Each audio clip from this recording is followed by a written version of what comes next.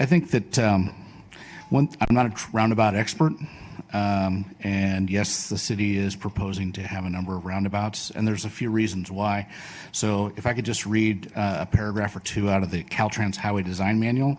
So this isn't really my opinion. This is actually design guidance for all the state of California on roundabouts and why we use them. Benefits of the roundabout are fewer conflict points typically result in fewer collisions of less severity. Over half the vehicles-to-vehicle points in the conflict associated with the roundabouts are eliminated with the use of a roundabout. The roundabout separates the point of conflict, which eases the ability of the users to identify a conflict and helps prevent conflicts from beginning collisions. The second one is roundabouts are designed to reduce vehicular speeds at intersections. Lower speeds lessen the vehicle collision severity. Likewise, studies indicate that the pedestrian and bicycle collisions with motorized vehicles are at a lower speed, significantly reducing their severity.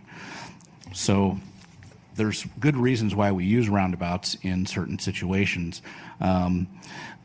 We do know that we do have a certain speed limit that's set for Old Sonoma Road. That's at the 85th percentile. That's in accordance with state law.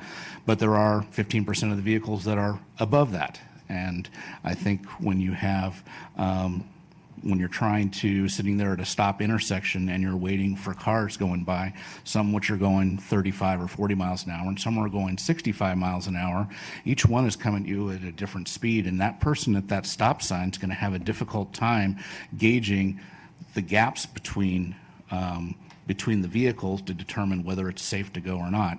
And that's depending on what the speed of the vehicle. If we can slow the traffic down essentially to a uniform speed coming at them, then the gaps will appear out of that roundabout and they will be at a uniform speed. And I think the people trying to negotiate not just the roundabout, but the streets that are close there, Caswell, Roosevelt, and a couple of the other ones that were mentioned, the traffic's going to be slower, and you're going to be able to get turn movements happen on some of those adjacent streets.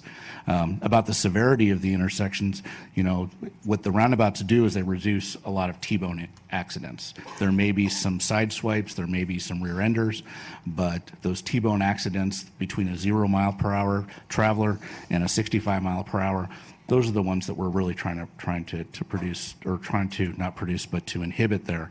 And I think if we can slow everyone coming into town into a reasonable speed, even if it does cause a little bit of a backup during a few times of the day at the roundabout, I think we're causing a safer situation there at the entrance of this subdivision, and it will trickle on through the other parts of the other subdivisions that are adjacent. I think another